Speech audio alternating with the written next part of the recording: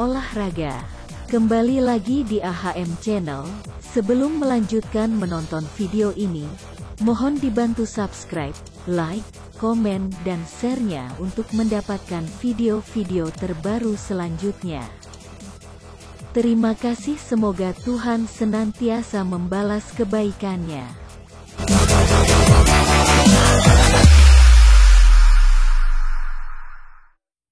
Menjadi salah satu tim yang memilih memperkuat seleksi dibanding memburu pemain bintang, PSM Makassar hingga kini baru mendaftarkan 25 pemainnya ke PT Liga Indonesia Baru, LIB. Keputusan tersebut diambil lantaran tim pelatih yang dikepalai, Bernardo Tavares, masih terus melakukan proses seleksi hingga batas waktu pendaftaran pemain ditutup pada tanggal 3 Agustus tahun 2022.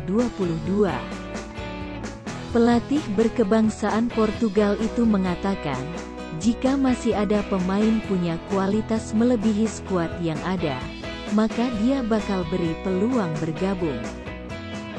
Kita tetap memberikan ruang dan membuka pintu bagi pemain bagus yang ada di luar sana.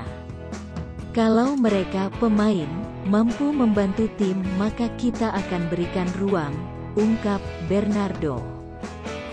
Selain menyiapkan pemain untuk Liga 1 2022, pihaknya juga harus memutar otak untuk menghadapi semifinal AFC Cup 2022. Sekedar diketahui, untuk pendaftaran pemain AFC terakhir Senin tanggal 26 Juli tahun 2022. Sementara Liga 1 pada tanggal 3 Agustus, bebernya.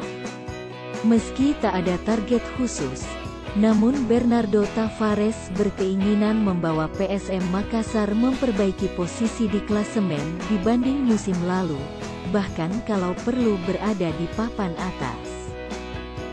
Dan sampai saat ini manajemen PSM Makassar telah mendaftarkan 25 pemain untuk mengarungi Liga 1 2022/23. Jika melihat komposisi pemain yang diturunkan saat berhadapan dengan PSS Sleman, maka kemungkinan besar masih akan ada tambahan pemain baru.